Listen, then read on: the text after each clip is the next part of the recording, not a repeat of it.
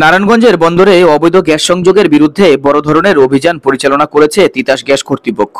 Mobile কোর্টের মাধ্যমে বিচ্ছিন্ন করা হয়েছে শত শত আবাসিক সংযোগ, জরিমানা করা হয়েছে কয়েকটি রেস্টুরেন্টকে। বুধবার সকাল থেকে বিকেল পর্যন্ত নারায়ণগঞ্জ বন্দর উপজেলার মদনপুর বাস স্ট্যান্ড ও কেওঢালা এলাকায় চালানো হয় এই অভিযান।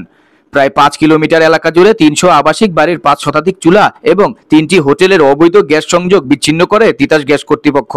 একই সঙ্গে মায়ের দোয়া ভান্ডারী রেস্টুরেন্টকে ১ লাখ টাকা, বিসমিল্লা ভাই ভাই হোটেলকে ৩০,০০০ টাকা এবং মামা ভাগিনা রেস্টুরেন্টকে ৩০,০০০ টাকা জরিমানা করা হয়। জ্বালানি ও খনিজ সম্পদ বিভাগের সিনিয়র সহকারী সচিব ও এক্সিকিউটিভ ম্যাজিস্ট্রেট মনিজা খাতুনের নেতৃত্বে এই অভিযান পরিচালনা করেন প্রকৌশলী মোহাম্মদ জাহিন আমির খান, সহকারী প্রকৌশলী মোহাম্মদ নজরুল ইসলাম এবং মোহাম্মদ শাহ আলম রনি।